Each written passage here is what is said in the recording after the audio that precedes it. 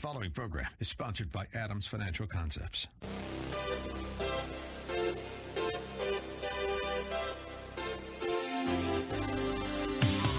Welcome to About Money, a different approach to investing you won't hear anywhere else. Your host, Mike Adams, is a registered investment advisor and works with investment portfolios exceeding over $100,000 in net worth and has a proven track record of managing long-term investments, surpassing the markets in the long term. The information shared in the following program is for educational purposes only, and any investment advice given may not be suitable for all investors. And now, here's Mike. Welcome to About Money. It's the answer about money. We've got a lot to cover today. I want to talk about the cover of The Economist magazine, which said the coming recession. I've got a guest today who's going to be talking about some crucial things in terms of retirement and wills and estate planning. And we're going to begin starting with a term psychologists define. Deprival superreaction tendency. Sounds like an incredible term, huh? Deprival superreaction tendency. This is what the psychologists say it is. Investors who irrationally avoid risk when they face a potential for gain, or investors who irrationally seek risk when they face a potential for loss. So everyone knows the way to make money in the stock market is to buy low and sell high, right? Buy low, sell high. You know that, right? So what they're saying with deprival superreaction tendency is the way that most investors actually execute is that they buy high and they sell low. And I don't know the exact numbers, and I don't know anybody who's done a study. Is it 80%, 70%, 50%, 90%? Don't know the actual numbers, but it's the investors who buy high and sell low. They get excited when everything is going really well. And they hear about how much money is made in Bitcoin or the stock market or in gold or in stamps or in bonds. And they get all excited and they buy when things are going really well. But when things are crashing and coming down, like they did in the Great Recession, they get scared. You know, if it came down this far, it could keep going down. You know, that's an investor who will buy high when everything feels good and sell low when everything is down. That's a normal reaction for most people. So if you're there, don't worry about it. That's not abnormal. You're like the majority of people who know they should buy low and sell high, but in fact, execute by buying high and selling low. And then a number of people wonder why they don't make money in the stock market. But that's a whole different question. We'll come back to that. So the cover of The Economist said, the coming recession.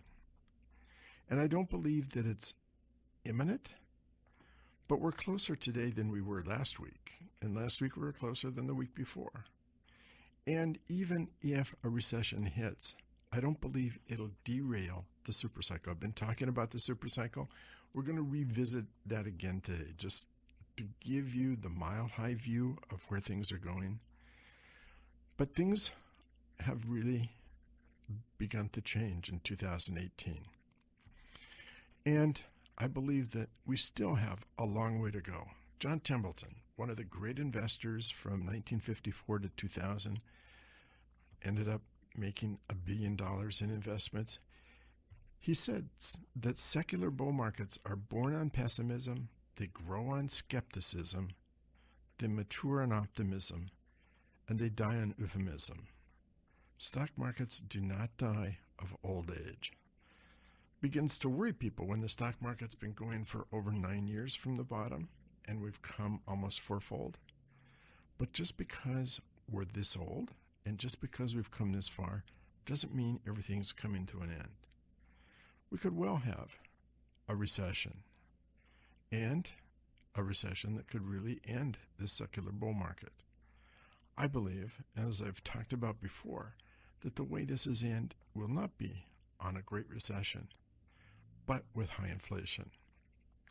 The situation is that most people look backwards in preparing for what's coming in the future. It's the same way as wars are fought. Wars are normally fought by thinking about the last war and then preparing for the last war and then ending up having to fly by the seat of the pants almost for the future war. Same way with the stock market. I believe that those investors who are looking backwards are going to miss the signs going forward. But even at that, it's important to talk about the recession because there will be a recession, and it could be worldwide. 2017 was a time when you had everything synchronized and accelerated and growing.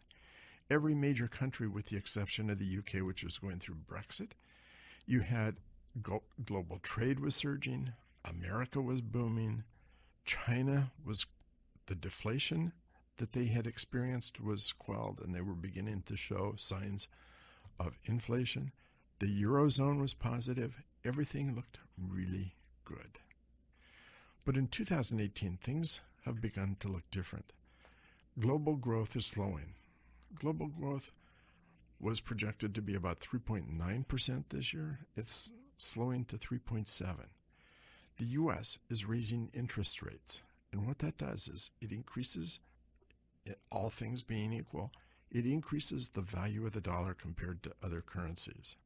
And when you increase the dollar compared to other currencies, it means that dollar-denominated bonds in other countries become more expensive. So if you have dollar-denominated bonds in Mexico, for example, bonds that were issued to be paid back in dollars, and the peso drops compared to the dollar, it means it takes more pesos to pay off the bonds. So automatically, you have a deflationary or a slowing effect. What's happened is interest rates in the United States have increased by 2%, and it's caused some real issues. So you have two divides. You have the emerging nations, which are experiencing the currency drop, and you have the developed world, who are dealing with rising oil prices, rising commodity prices. They're dealing with a pickup of inflation. They're seeing wages increase. In America, we're seeing 3.7% unemployment, and we're seeing wages increase. And while we had a big tax cut in 2018 that has added about 10% to bottom lines of corporations, that impact goes away as we begin 2019. And of course, we had the tariffs and a potential trade war.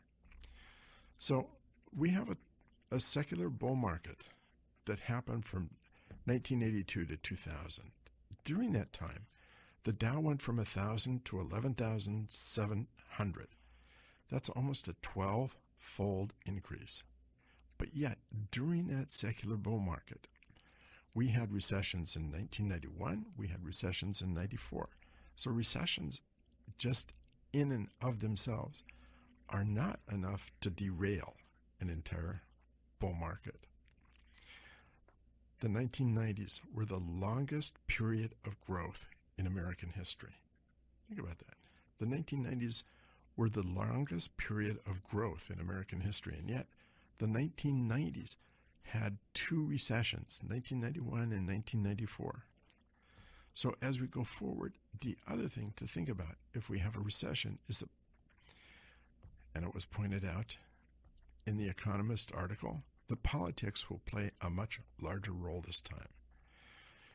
If you look at where things are worldwide, the balance of economic terror is in the movement if you look at the Great Depression, is what I meant to say. If you look at the Great Depression, the balance of the economic terror was in the movement of gold from country to country. Countries didn't have dollar. Central banks didn't carry dollars as their currency. They had gold. And most of that gold for the central banks was left in the Bank of England. And the Bank of England had a trolley where they would move gold bars from one country to another country. So when a central bank wanted to sell their gold to another central bank, they would set up the documents. They would everybody would sign it, and then they would take gold bars and load it on the trolley, and the trolley would move 2 or 5 or 10 feet, a few feet away, and unload the gold in the vault of another country. Today, that's not gold that's handled. For most countries, their currency is backed, or their countries are backed. The balance is held in dollars. And so we'll see governments, and we could see radical governments like Greece and Italy begin to use that as leverage. And we'll see them actually not cooperate. When you look at what happened in the Great Recession, the G20 nations all came together and agreed. They all pumped money into their economies, and they worked together. There wasn't blame, there wasn't a dispute. They just brought it all together. That is in question if we go through a next recession. We're going to come back to this in just a minute. We're coming to a commercial break, so don't go away. I want to finish this whole topic and talk about it. Plus, you want to hear my guest today? Really important stuff coming.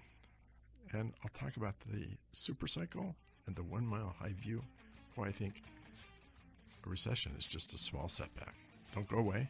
I'll be right back.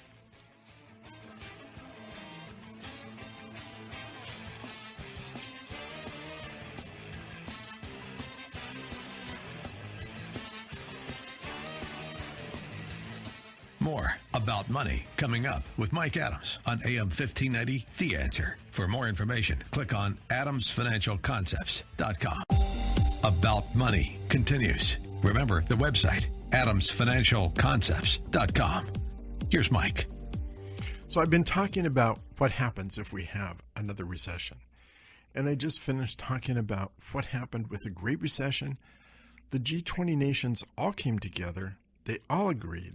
They all pumped money into their economies. They worked together. There wasn't blame. There wasn't a dispute. They all worked together.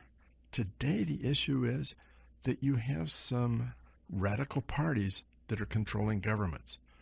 You have Greece. You have Italy. You have Brexit going on in Britain.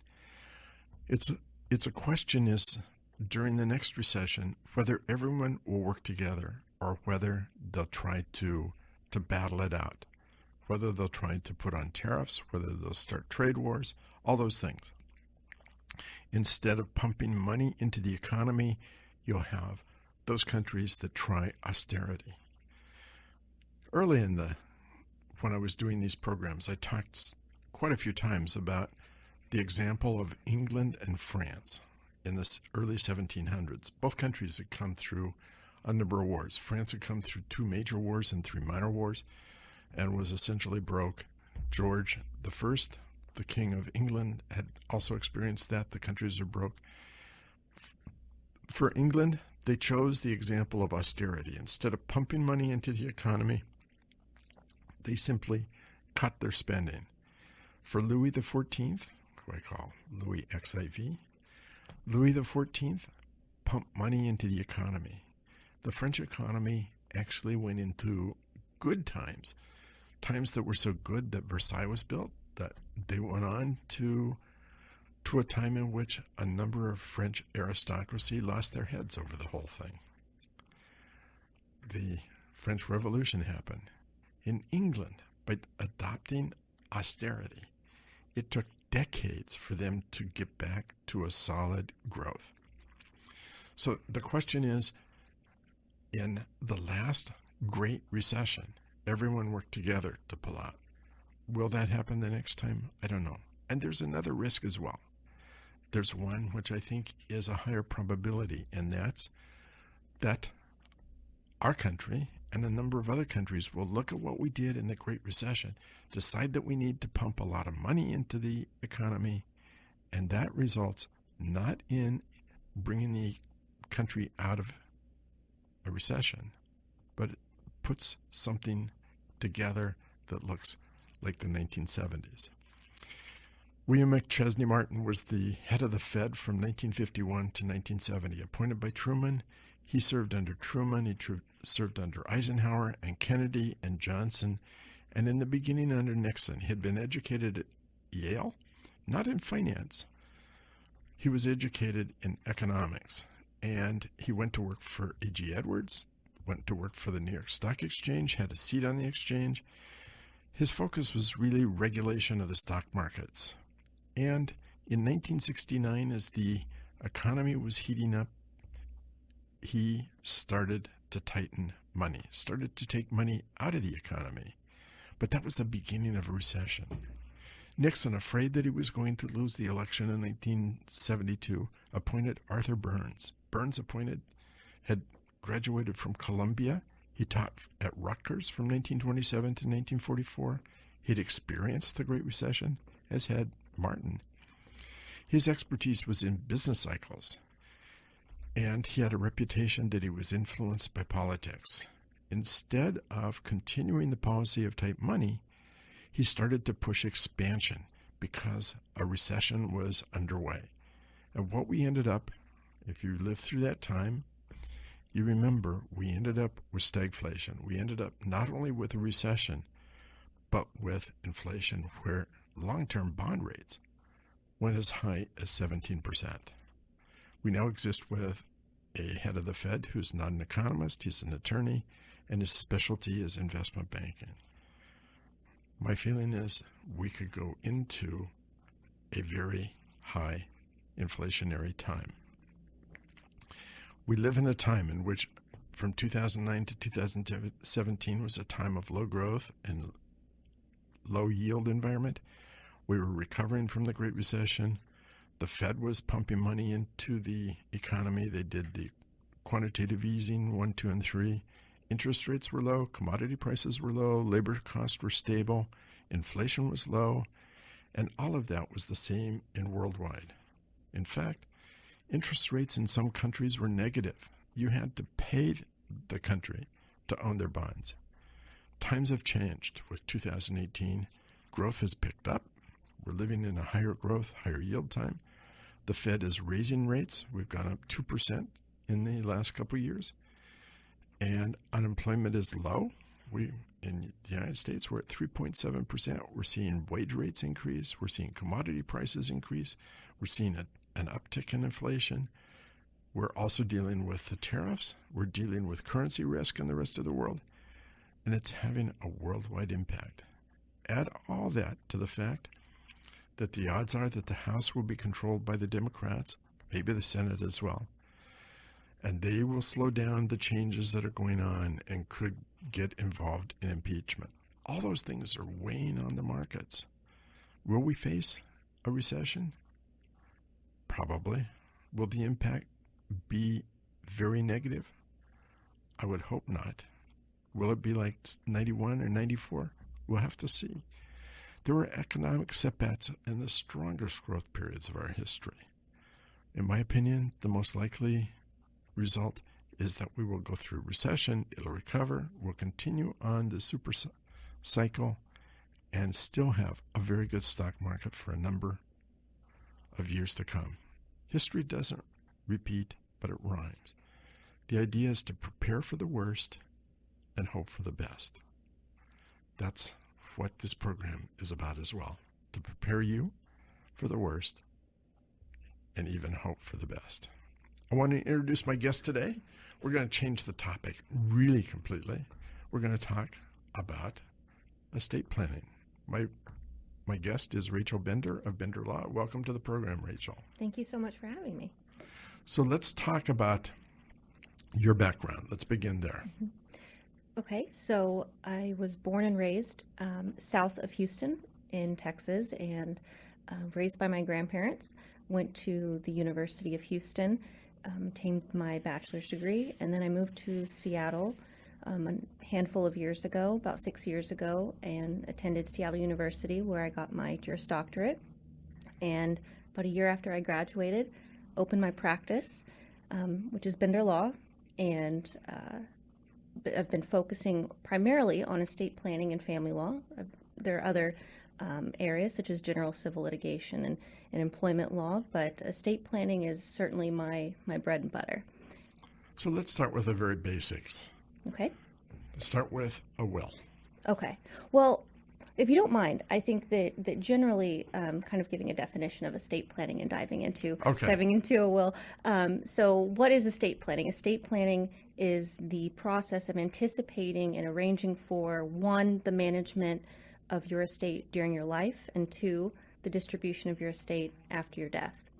And the distribution of your estate after your death is typically controlled by your will, and during your life, your estate could be managed by powers of attorney or living trusts and things like that. But diving into the foundation of an estate plan, which is a last will and testament, this is something that, along with powers of attorney, I believe that anyone over the age of 18 should consider having.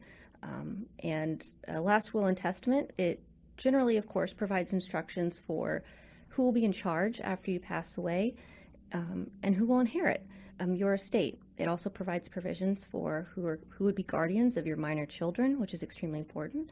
Washington also allows for pet planning. So if you don't have any human children, but you have your fur babies, those can be taken care of in your last will and testament as well. And then estate tax planning for larger estates, which I believe we're going to be getting into in a little bit. But let's go back to the will, Okay. because I've had clients, and a lot of people are reading about some very, very large estates that didn't even have a will. Right. Prince, Michael Jackson, Marlon Brando, a handful of Whitney Houston. These are all estates that were worth tens of millions, hundreds of millions of dollars, and they didn't have a will, or they created a trust and didn't put any of their assets in the trust. And so, this turns into, especially for larger estates, and even for smaller estates. I've handled certain cases with regarding estate litigation, but that's when estate litigation comes into play. And there are family members of these famous people who continue to fight to this day, years and years after someone has passed away. It's extremely important to have something in place, especially if you know what you wouldn't want to happen after you pass away. Then there's no reason to not have instructions put in place, and that would be in your last will and testament. So I had a client that had a fairly significant account. She did not get along with her sister. Her sister lived 2 blocks away.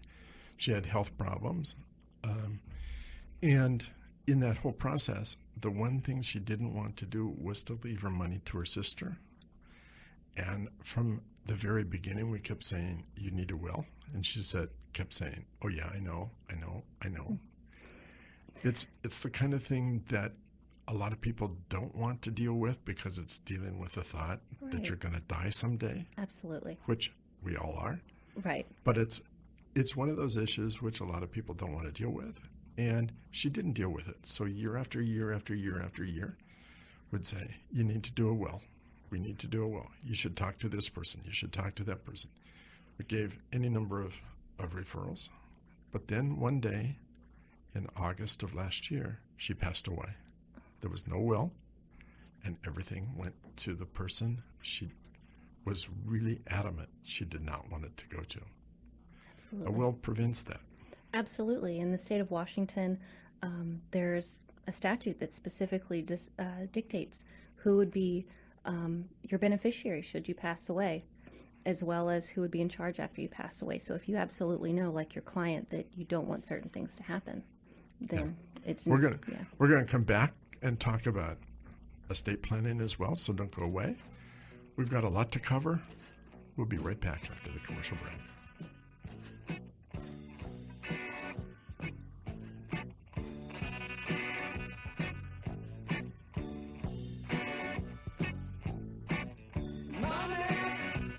More about money coming up with Mike Adams on AM 1590, The Answer. For more information, click on adamsfinancialconcepts.com. About Money continues. Remember the website, adamsfinancialconcepts.com. Here's Mike. So I'm here with Rachel Bender of Bender Law. We've been talking about wills and estate planning. I want to come back to this idea of a will, because a will is not just who you want your money to go to. It's also an organizational document. Absolutely. And, Go ahead. I'm sorry.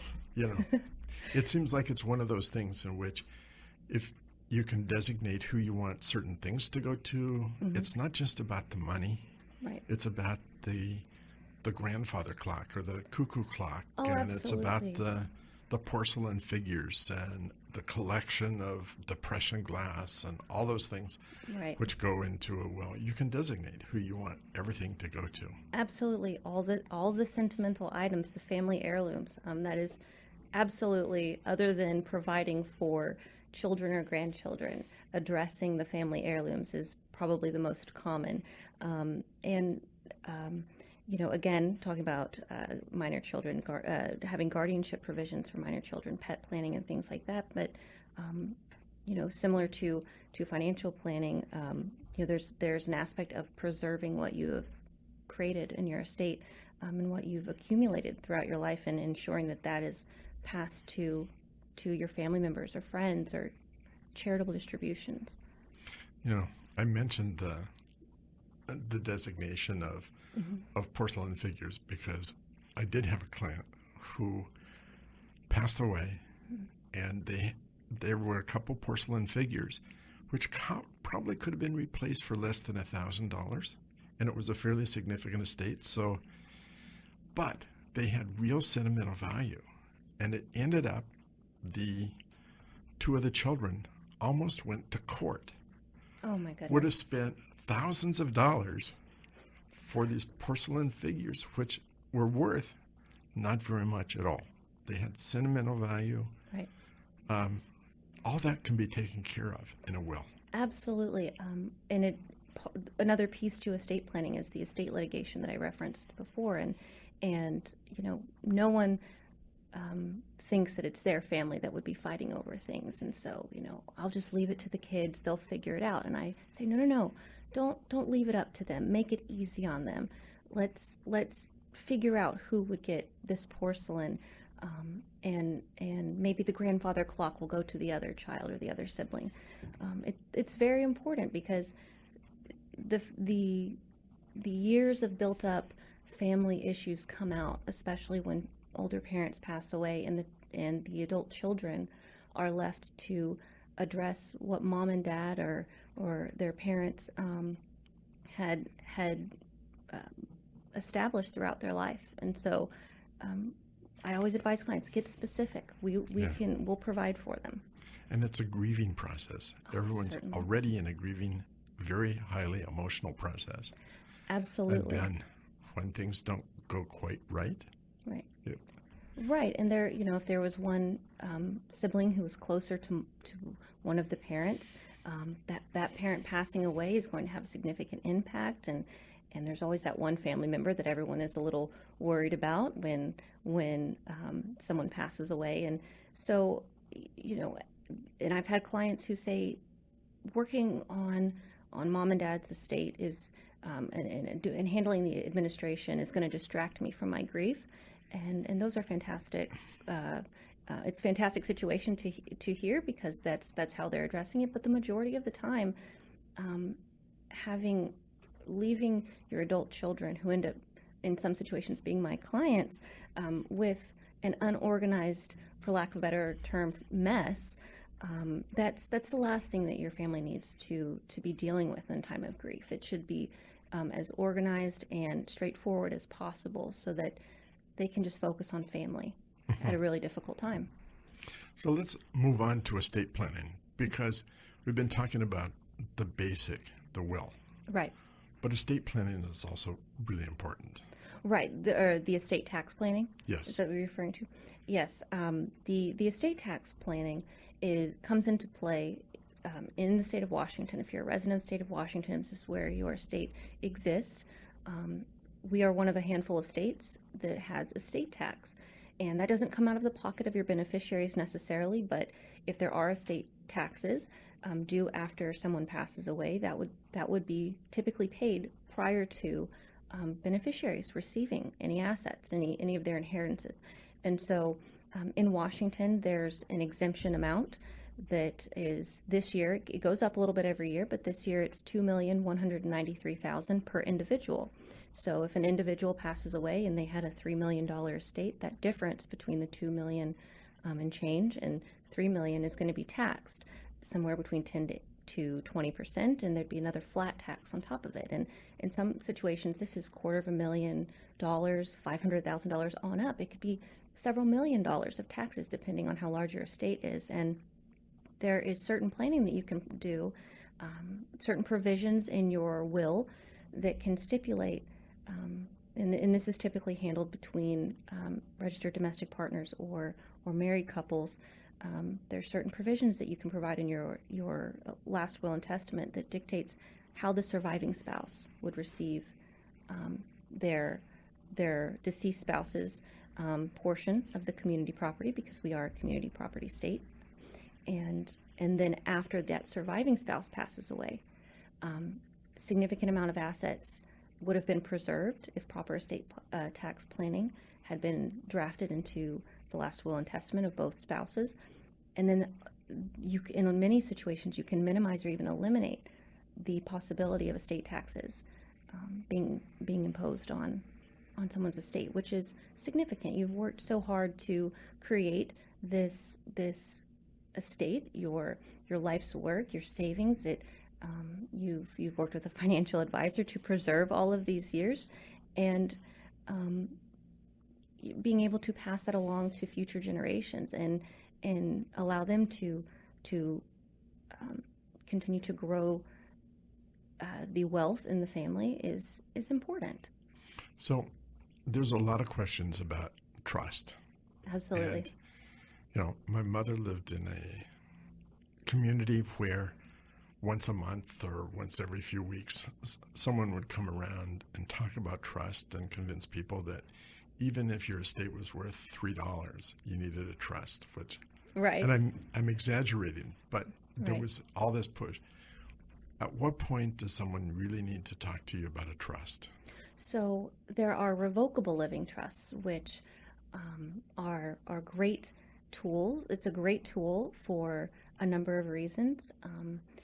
If you have just a last will and testament, that would go through the probate process, which in Washington, compared to other states, is not as scary as some people think. But a revocable living trust, I like to think of it as a treasure chest or a filing cabinet, and things are organized, and the trust owns the assets in your estate. Having said that, a revocable living trust, because it is revocable and you can amend it throughout your life, that doesn't protect from estate taxes, but the types of trusts that would assist in estate tax planning, for example, if there's a married couple, there's what's called A/B trust planning, where one spouse passes away and a certain amount of assets are placed in, say, the A trust. Maybe that's there's an irrevocable trust. And then there's the B trust, and a certain amount of assets are placed in the B trust, the revocable trust. And depending on the estate planning attorney you talk to, the revocable or the irrevocable could be A or B. But the point is that the revocable trust is then handled or managed by the surviving spouse throughout his or her life.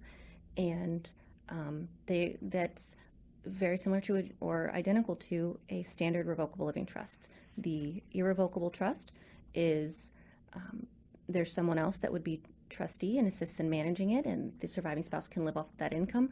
But that's that irrevocable trust that's created to hold some of the assets that were accumulated by the deceased spouse and surviving spouse. That's the key to estate tax planning between a couple in Washington, because preserving those assets and not allowing the surviving spouse to necessarily have complete control as he or she would over a revocable trust. And I'm kind of getting into the nitty-gritty weeds here, and I apologize for that. But the idea is that there's a way to preserve the assets after one spouse passes away, so that by the time the surviving spouse passes away, there's been hopefully growth even within these trusts, and that can be passed on to generations. So it's a complicated affair. It is very somebody complicated. coming to talk to you, how do they get a hold of you? Absolutely. So they can either email me directly. My email address is rachel@bender-law.com. They can call me at my direct line at my office, 206-682-0554, or they're welcome to go to the website, bender-law.com, and they can submit an inquiry form. They can call the receptionist and schedule an appointment. But and one thing, because it's not always fun to drive to downtown Seattle where my office is located, I am always happy to visit people in their homes, at work, I've visited a number of clients at their retirement homes and in the hospital. And so one thing I want to make sure is that transportation or mobility issues do not preclude people from having access to legal advice when it comes to preserving their estate. So that's Rachel Bender at Bender Law. You can find it on the internet. Do so. And if you don't have a will, do a will. And if you've got a will and you're beginning to have a significant estate, you should also address that issue and update everything. I can tell you, I've had clients that didn't update for years and they had a trust. When things came, they had a huge federal income tax to pay. So there's reasons to update everything you have every few years. Anyway, don't go away. We've got more to cover after the commercial break. I'll be right back.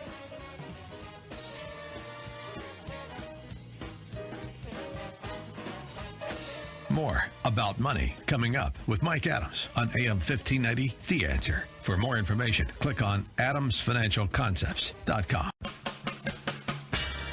About Money continues. Remember the website, adamsfinancialconcepts.com. Here's Mike. So we just finished. I was talking to Rachel Bender of Bender Law. Do contact her. Update your wills. Update your trust. Update everything.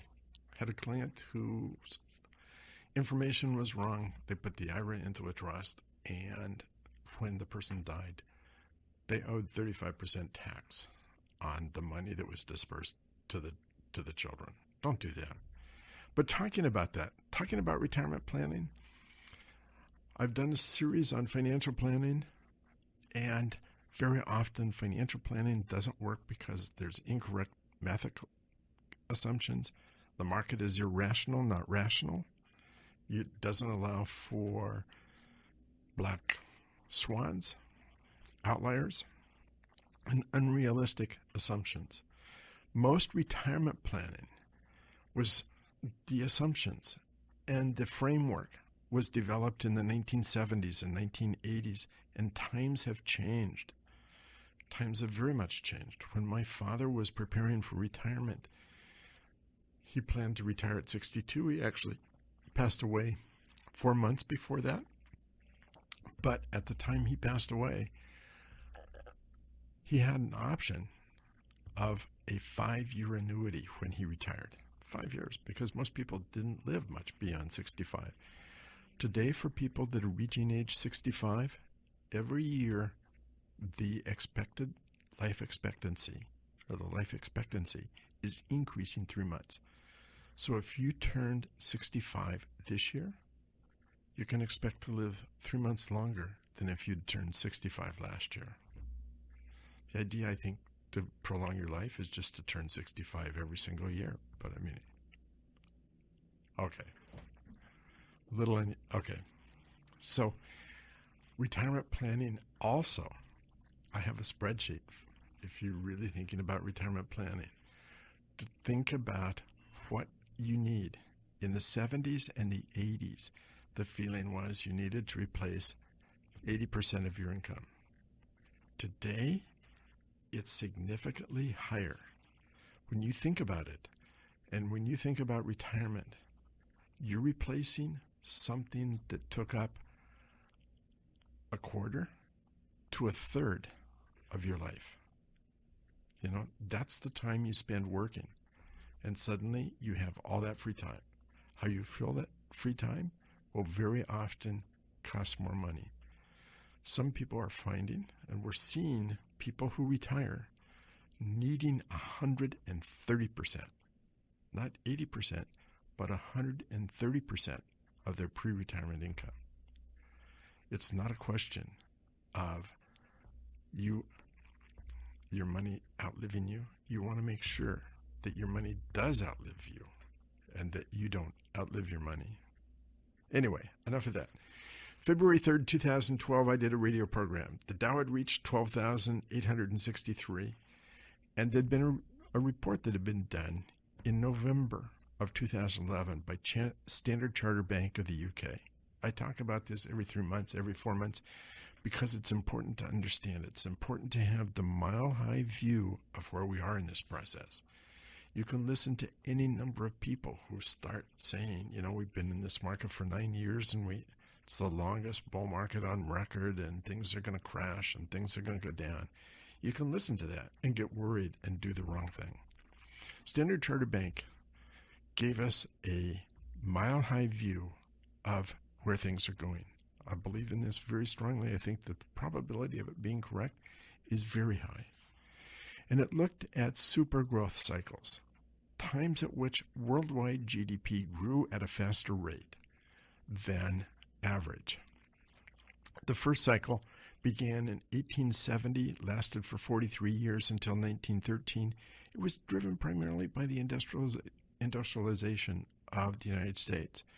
The United States went into a depression in 1874 and had a recession every other year until 1913. 1913 was the establishment of the Federal Reserve.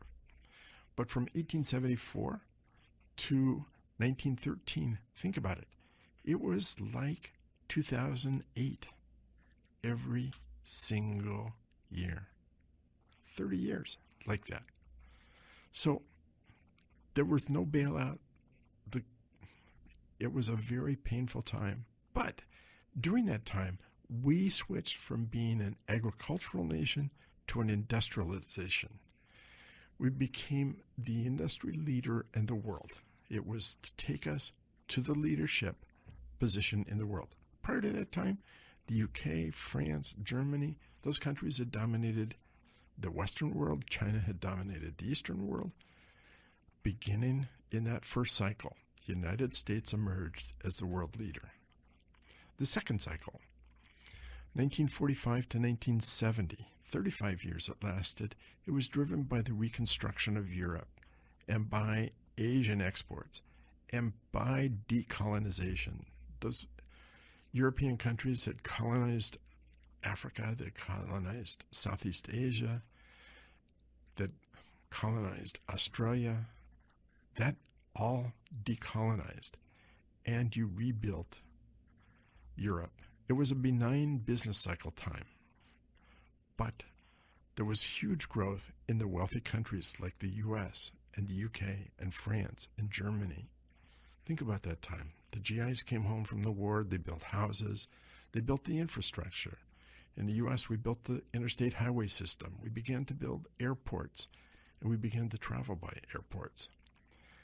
And we also saw the competition between the U.S. and USSR over the colonial nations and the beginning of the Cold War. That ended in 1970, and a new cycle began, according to Standard Chartered Bank, in 2009, which should last until 2030. Think about it. We've got another decade to go, and it's going to be driven by the emerging nations. The winners are going to be global, but those nations are coming out. Those emerging nations, the nations where many of the people lived on subsistence, are beginning to emerge into the middle class. The estimate is, by the year 2030, that 93% of the world's population will live in those emerging nations. During that time, there's going to be big risks. There's political and social volatility. We've seen that in the Middle East. We've seen that spread throughout the world. We've seen it in Russia. We've seen it in Brazil. We're seeing it in Venezuela. Countries are less transparent and not as stable. There'll be a fundamental shift in the balance of power. Every super cycle has had its winners and losers, and it's going to be the same. But the mile-high view is we're still in this secular bull market. Recessions we'll have, corrections we'll have, but we've got a long way to go. that to keep in mind, even as we experience these ups and downs and this volatility in the stock market. The long term looks bright. Sometimes when you're in the midst of a downturn, you look at it and you say, the light at the end of the tunnel, I hope it's not a train. No, it's not. Things look very good in the long term. Don't get caught up in the short term and the fears of the short term. There's money to be made and the right spots to be. That's the important part of this whole thing. You know, there's been a number of studies that have shown that money managers, only 5 to 7% of money managers perform as well as their benchmark. My benchmark is the Standard & Poor's 500. A number of people have chosen other benchmarks, but only 5 to 7%. But if you look at the statistics on what the probability is of someone outperforming for 13 years, it's 1 in 100,000. So some people have a lot more skill than others. Keep that in mind. And I will be back to join you next Saturday. Until then, have a very good week. And do call Rachel Bender, Bender Law.